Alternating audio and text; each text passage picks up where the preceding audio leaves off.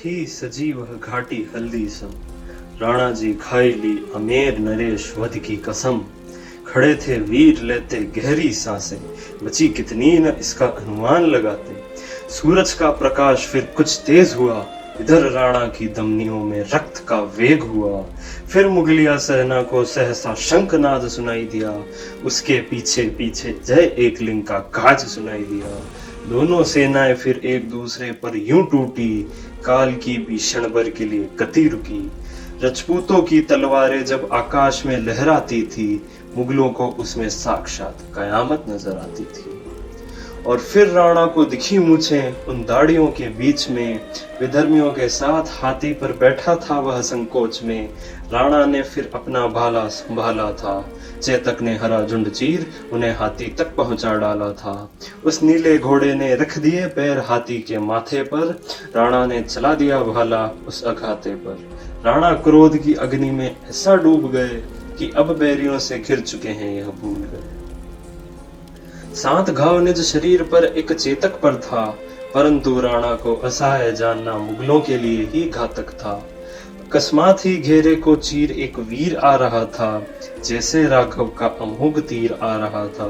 कुछ क्षणों में ही राणा के सामने खड़ा वह झाला सरदार था, जैसे विष्णु रूप सम खड़ा वह शेषनाग अवतार था। बोले हुक्म अब ना देर लगाना, अपना छत्र छवर आप मुझे बख्शाना।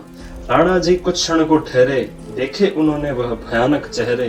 कहा यह मैं कैसा राजा का फर्ज निभाऊं, तुम्हें इनके बीच अकेला छोड़ जाऊं।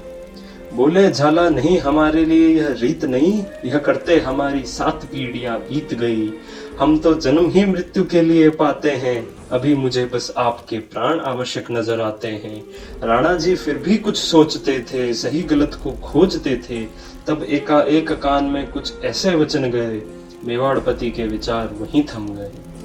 बोले झाला अब समय व्यर्थ न करो खत्म, बक्साओ छत्र छवर आपने एकलिंग जी की कसम। फिर तो बात क्या ही थी, एकलिंग कसम तो न मिटने वाली शाही थी। तब खड़े हो गए मुगल घेरा बनाकर, उस व्याघ्र को अकेला पाकर। धीरे धीरे वह राक्षस आगे आते थे, तब तक झाला मन्ना मूंछों को ताव लगाते थे। और फिर टूट पड़े लकड़बग्गे शेर पर, चला भीषण युद्ध खूब देर तक।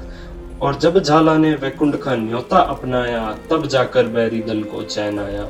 और फिर उठाई खड़ग हर्ष से, कहने लगे इस पे महाराणा का रक्त है।